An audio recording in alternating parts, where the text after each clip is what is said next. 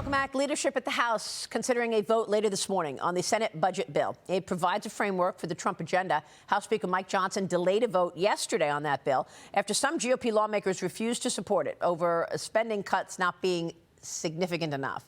Speaker Johnson and Wisconsin Congressman Derek Van Orden reacted. Watch.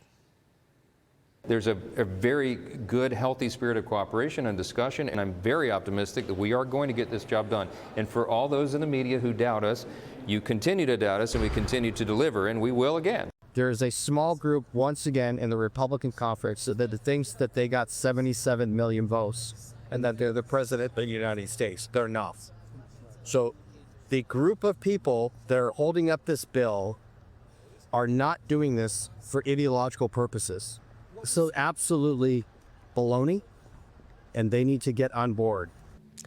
Joining me now is Maryland Congressman and House Freedom Caucus Chairman Andy Harris. Mr. Chairman, good to see you. Thank you so much for being here. Good morning. So tell us, are you among those holding up the bill? Look, we have to make sure that when this bill gets through that it doesn't deliver on what Moody's calls fiscal deterioration. We have to make sure that these tax cuts, which we all want, are funded, don't add to our deficit. And I think we're going to get to that. So how do you get to it? I mean, I had a great conversation with Ron Johnson recently, and, he says you got to actually go into every package and watch where we overspent in COVID years and remove it. So, I mean, is it realistic to believe that you actually can get back to pre-COVID spending? Of course, Maria, would have to adjust that for the demographic, the aging, the increased Social Security, for instance, the increase in our federal debt. But yes, if we adjust for those things, I believe we can. It's going to be a heavy lift. But the first thing we have to do is we have to, again, get these tax cuts extended and make sure they're paid for so that, again, we don't, that Moody's response of potential fiscal deterioration doesn't come true. So in order to get there and really make a dent in this, you want to cut spending and you're trying to raise revenue. Now, Congressman, you've said that you are considering a new tax bracket for the rich, a 40% tax bracket for those earning $1 million or more.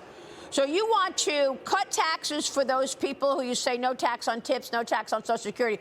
But are you saying you want to raise taxes on the rich?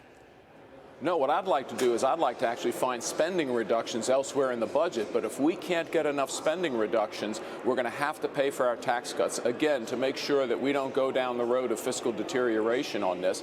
That's one possibility. I hope that we get spending reductions. Okay, but you just said, tell me about this 40% tax bracket. So what we would do is, as you know, Maria, before the Tax Cuts and Jobs Act, the highest bracket was 39.6, yes, and it was less than $1 million. Ideally, what we could do, again, if we can't find spending reductions, is say, okay, let's restore that higher bracket. Let's set it at maybe $2 million income and above to help pay for the rest of the president's agenda, which is, of course, no tax on tips and potentially other tax cuts. Well, wouldn't that be a promise broken by the president? I mean, come on, he campaigned on cutting taxes. Then you're telling me you're going to raise taxes on the rich.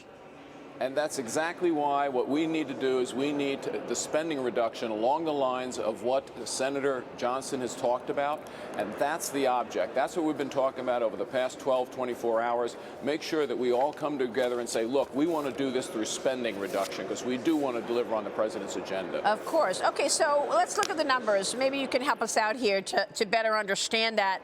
When we know that interest is the single largest item in the budget behind Social Security, more than spending on defense, Medicare, and children. And you've got 76% of the spending going to the mandatory programs and interest 24% to discretionary programs. What can you look at in those mandatory programs to get some cuts? Well, look, I think we have to do fraud, waste, and abuse broadly. I do believe that we have to go into the Medicaid program and make sure it's delivering to the needy, to the elderly, to the disabled, to pregnant women, to children. But take a second look at the Obamacare expansion that expanded it to able-bodied adults who now get, the federal government pays 90% of the cost of that program, much more than they do for the disabled, the elderly, children, and pregnant women. We have to go back into that program and make sure we cut the the unbelievable growth we've had in that program over the last few years. Again, not cutting the amount, the actual dollar amount, but cutting the growth. That if we can do that, we can get on a good fiscal path. Yeah, no, Congressman, I understand what you're saying, and of course, particularly with the looming insolvencies that we're talking about. I mean, you got three major trust funds facing looming insolvency: Social Security retirement in 2033, Medicare hospital insurance in 2036, and highways in 2028. But the question has to be, how far are you willing to take this? You've got the midterm elections next year, okay? So you're going to raise taxes on the rich. You're going to, break away from your party and not get the Trump agenda through, not get the taxes on, no tax on tips and no tax on Social Security through, which is what the president campaigned on. Then you're going to lose the majority in 26, and you're not going to be in a position to direct policy any longer. Is that where you're going? No, what we want to do is we want to restore a fiscal sanity to Washington, make sure that we get on the president. The president said he wants this budget balanced at some point. We have to get on that pathway. The pressure in Washington is tremendous to just keep on spending. And if we stay on that pathway, Maria, then the fiscal deterioration that Moody's talked about will occur. We can't let that occur. Yeah. And spending reduction is the key. Right. So spending is going to total $89 trillion over the next decade. Tax revenue will total $68 trillion over the next decade, according to the Committee for a Responsible Budget. Where do you see the easy cuts? Look, again, we have to go where the programs are growing the greatest. We have to restore, as Senator Johnson said, we have to examine line by line the federal budget, exactly why we spend $2.5 trillion a year more now than we did pre-COVID. That's crazy. That's more than our entire deficit. We have to do this line by line. These are going to be difficult. They're going to be difficult political decisions. I think the president is willing to make those decisions, and I think he has to do it for the benefit of the country. Well, I mean, obviously, you haven't been looking line by line all of these years, because if you were, you wouldn't have had, millions of people on the Social Security rolls that are above 150 years old. And, if you were looking line by line, maybe you would have figured out that there were 4.6 million credit cards in government and there's only 2.3 million workers in government. So I agree with you. You've got to go line by line. How come it hasn't been done? Well, because we haven't had a president like Donald Trump, who has someone like Elon Musk, who directs something called Doge, that is willing to do the hard work. Yeah. We finally have someone in the White House willing to do the hard work. Yeah, that's right. But you're not going to get a balanced budget just by Doge. We both know that. No. Let me get your take on what Senate Majority Leader Chuck Schumer is saying, because he's taking credit after President Trump paused the reciprocal tariffs yesterday. Watch this. Donald Trump is feeling the heat from Democrats and across America about how bad these tariffs are. He is reeling, he is retreating, and that is a good thing. This is chaos. This is government by chaos. He keeps changing things from day to day. Sir, your reaction? Look, Chuck Schumer couldn't negotiate his way out of a paper bag. He doesn't recognize a negotiation that's occurring at the highest levels of government in order to restore American greatness and bringing industry back into the United States.